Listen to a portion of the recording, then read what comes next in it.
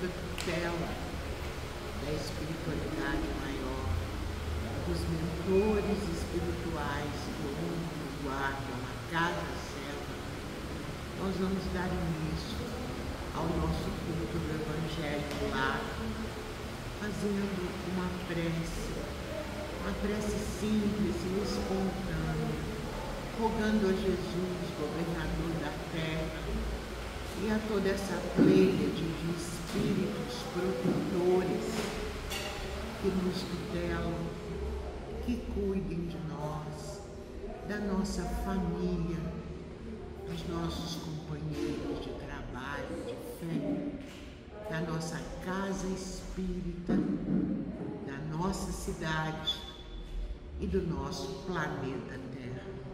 Em nome de Jesus, vamos orar. Pai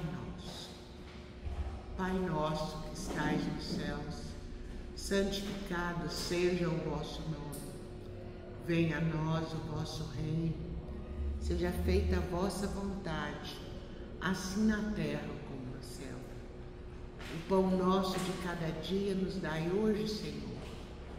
Perdoai as nossas ofensas, assim como tentamos perdoar aos nossos ofensores. E não nos deixeis cair em tentação, mas livrai-nos do mal, principalmente do mal que está em nós mesmos. Que assim seja. Então, para nossa reflexão de hoje, nós buscamos no Evangelho segundo o Espiritismo, no capítulo 11, amar o próximo como a si mesmo, Instruções dos Espíritos, item 14, caridade para com os criminosos. Nós vamos ler 2 parágrafos e vamos comentar um pouquinho sobre isso, ok? Não julgueis, não julgueis absolutamente, meus caros amigos, porquanto o juízo que proferirdes ainda mais severamente vos será aplicado. E precisais de indulgência para os pecados em que sem cessar incorreis. Ignorais que há muitas ações que são crimes aos olhos do Deus de pureza e que o mundo nem sequer como faltas leves considera. A verdadeira caridade não consiste apenas na esmola que dais, nem mesmo nas palavras de consolação que lhe aditeis. Não é apenas isso o que Deus exige de vós. A caridade sublime que Deus ensinou também consiste na benevolência de que useis sempre e em todas as coisas para com o vosso próximo. Podeis ainda exercitar essa virtude sublime com relação a seres para os quais nenhuma utilidade terão as vossas esmolas, mas que algumas palavras de consolo, de encorajamento, de amor, conduzirão ao Senhor Supremo. Amém. Então, gente, nós sabemos, o Evangelho nos diz, não é? Que fora da caridade não há salvação. Mas existem muitas formas de caridade.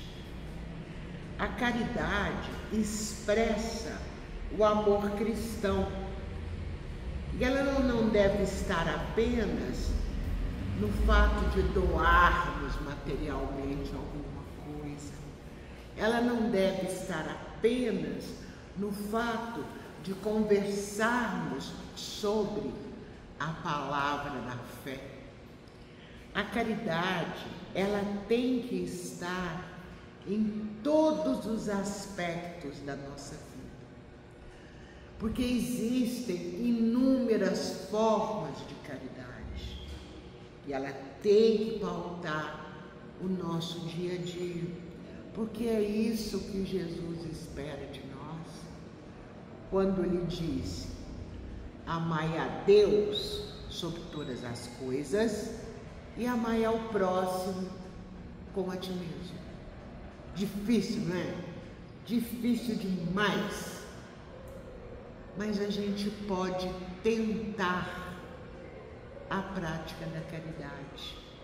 A caridade de ouvir, a caridade de fazer, a caridade de estar e principalmente, gente, uma das mais difíceis, a caridade de não julgar. Porque nós somos assim, pós-graduados em julgamento. A gente julga o próximo com a maior facilidade e detalhe, de forma diferente do que nós gostaríamos de sermos julgados se estivéssemos na mesma situação, não é? Deus, com toda certeza, de alguma forma, ou por intuição, ou nos mostrando livros cristãos para a gente ler, ou conversando com pessoas voltadas à fé cristã, de alguma forma, Deus sempre nos adverte para os riscos do julgamento, os riscos do julgamento precipitado e antecipado, certo? Por que Ele faz isso? Porque Ele nos conhece. Qual pai que não conhece o filho, não é mesmo? E Ele sabe daquela inclinaçãozinha que todos nós temos para prestar atenção nas coisas alheias, nos projetos alheios, na vida alheia e fazermos comparações, não é verdade?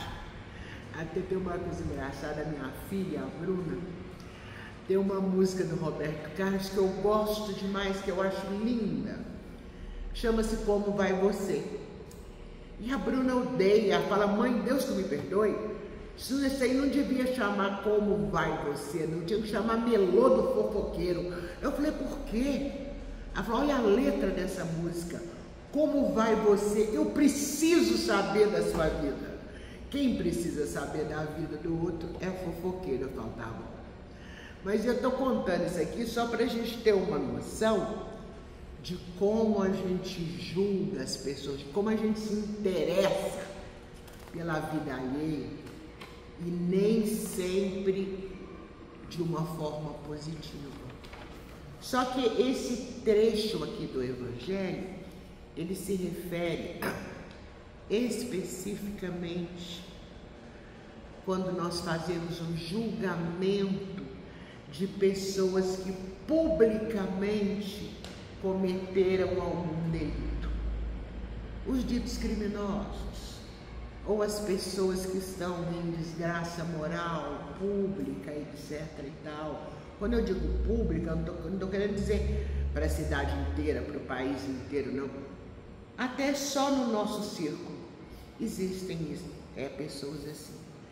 Então, gente, é hábito do ser humano, quando nós estamos perante esses nossos irmãos que estão passando por experiências difíceis, é hábito nosso, a gente se coloca a imaginar neles, ou seja, nós projetamos neles o que nós achamos e sentimos a respeito daquela situação. E na maioria das vezes, essa projeção de pensamento não é verdadeira, de forma alguma. Quando nós encontramos uma criatura que foi acusada desse ou daquele delito, né? Frequentemente a gente começa a mentalizar como teria sido aquela falta que ela praticou, não é? Aí vamos fantasiando detalhes que na maioria das vezes nem existiram e foram criados por nós. Mas por que a gente faz isso? A fim de agravar a situação da pessoa. Quando, gente, muitas vezes essa pessoa que está ali marcada por esse tipo de sofrimento fez de tudo para poupar a suposta vítima, resistiu a todo tipo de provocação até as últimas consequências. Nós não paramos para pensar nisso, certo? A mesma coisa quando nós surpreendemos algum dos nossos irmãos em derrocada moral, não é? Aí na hora que a gente percebe isso, nós registramos o abatimento da fisionomia da pessoa e aí nós já começamos a pensar em tudo de reprovável que ele pode ter feito para chegar no estágio em que chegou, né? Só que na maioria das vezes são almas que foram violadas por circunstâncias cruéis, por circunstâncias muito difíceis. E como diz o Emmanuel, são como aves desprevenidas sobre o laço do caçador.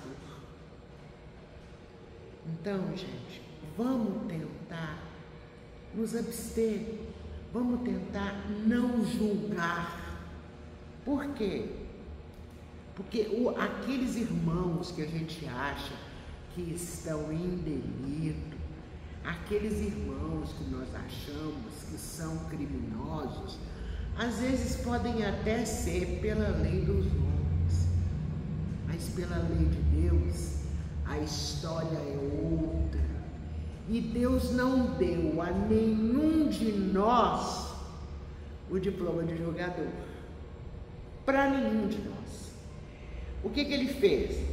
Ele formou juízes na organização social do mundo. Nós temos os juízes de direito aí, e são esses magistrados que estudam os processos e vão ver se aquela pessoa que foi acusada precisa ou não de uma pena, de uma correção.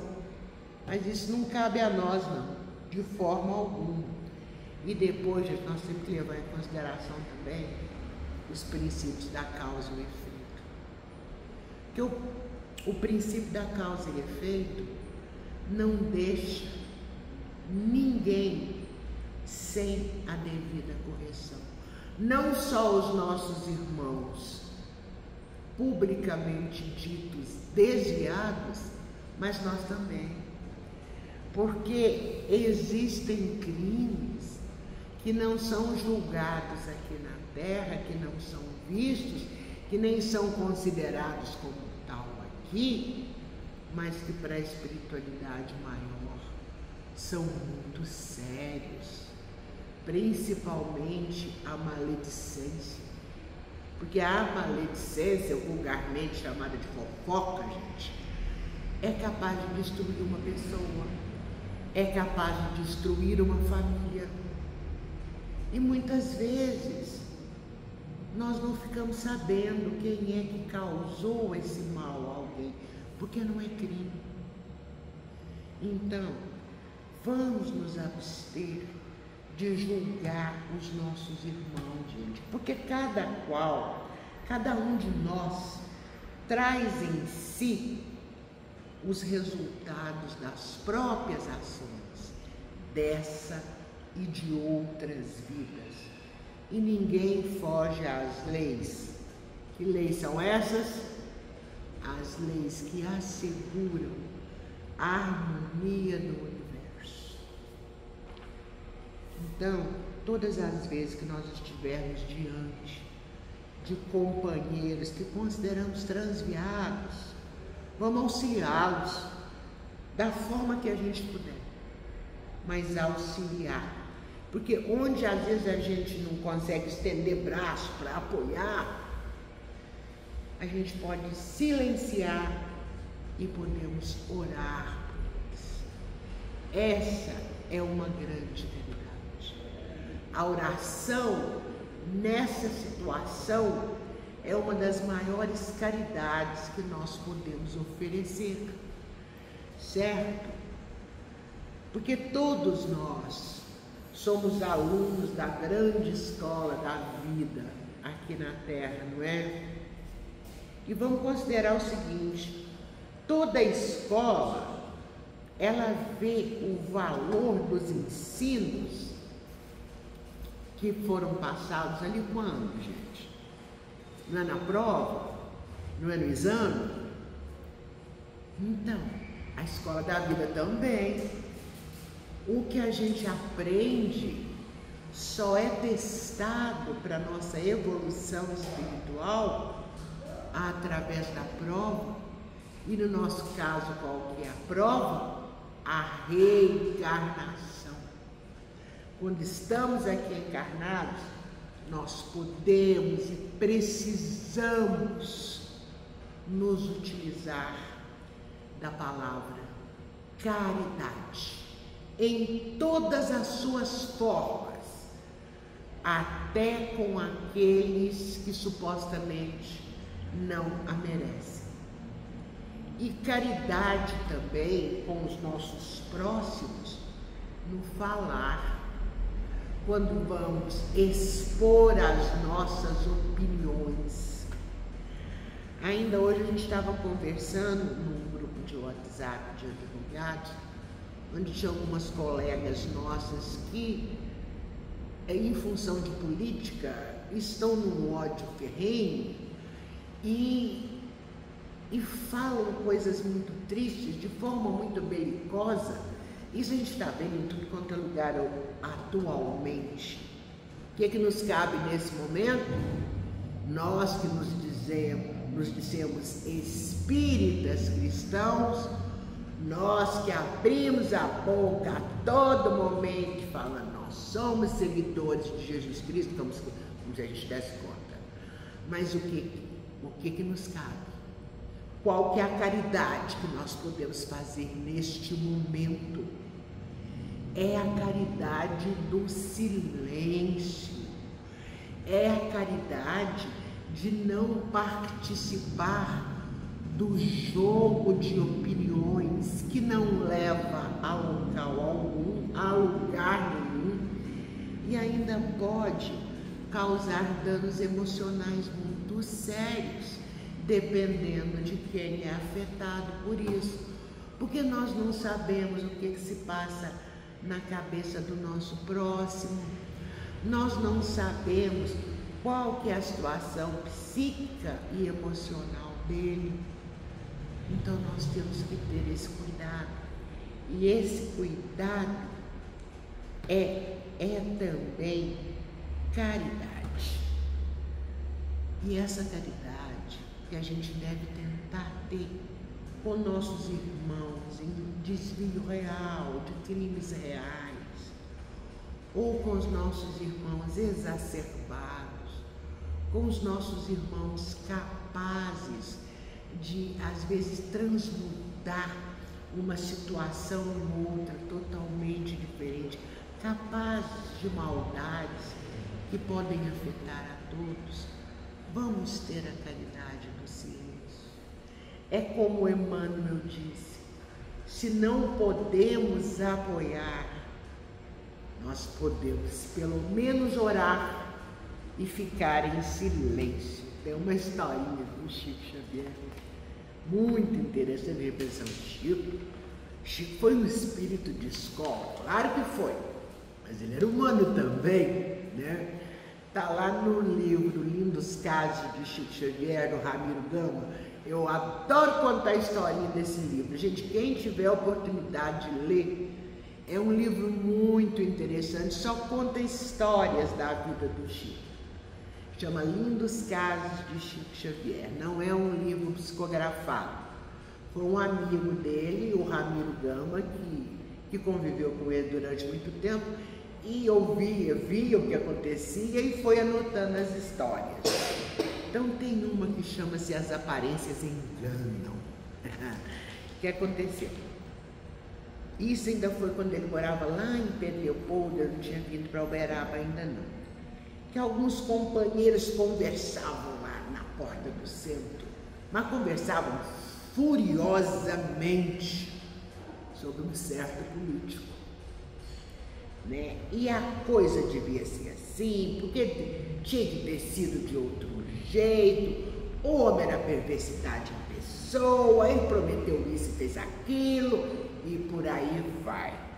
Aí um dos irmãos, prestando atenção, quietinho, prestando atenção. Aí um dos irmãos virou para o Chico e falou assim: o que diz você, Chico? Temos alguma referência dos amigos espirituais a respeito desse caso? Aí o Chico ficou todo feliz porque ele ia poder falar.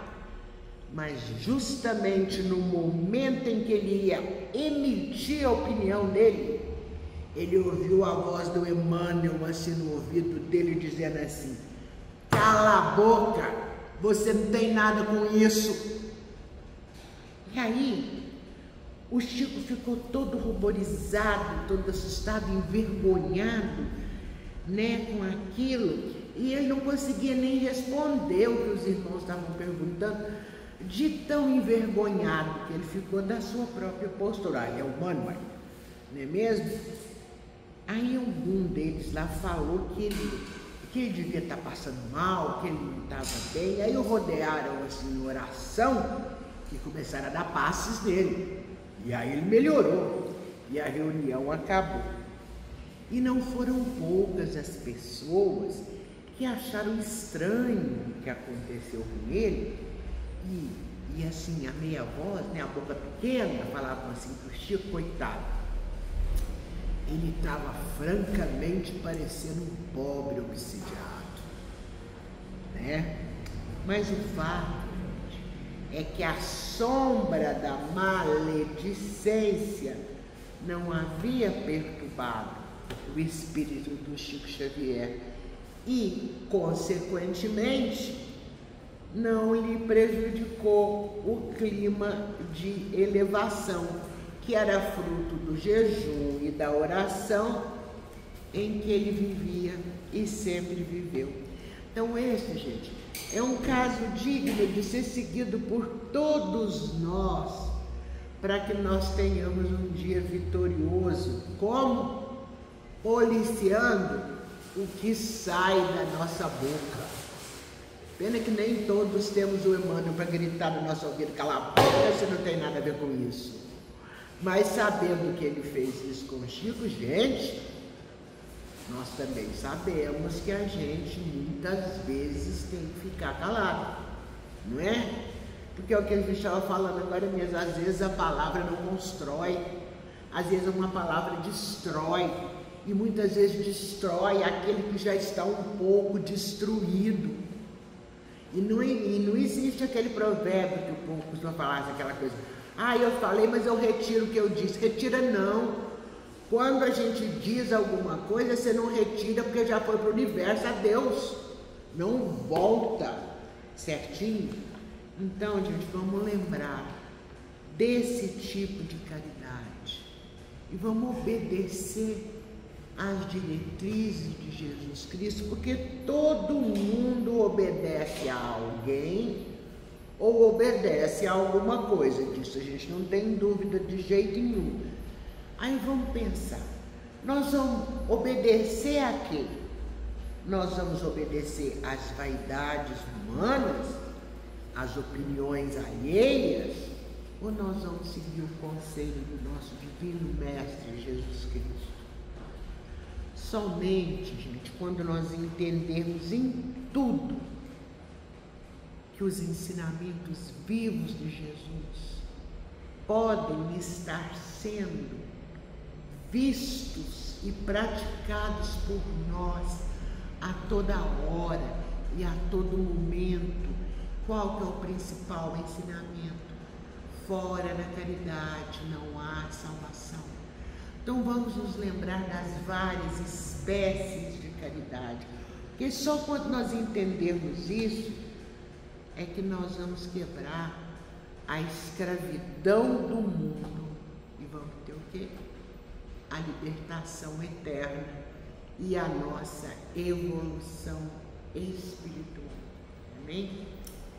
Então, nós vamos encerrar aqui o nosso culto do Evangelho no Lar, agradecendo a todos que estão conosco, encarnados e desencarnados, e rogando a Jesus e a Maria Santíssima que continue abençoando as nossas vidas, abençoando a nossa comunidade cristã, nossa família, as pessoas que amamos e até aquelas pessoas de quem nós temos alguma reserva, porque Jesus está nos ensinando aqui que não somos julgadores de ninguém.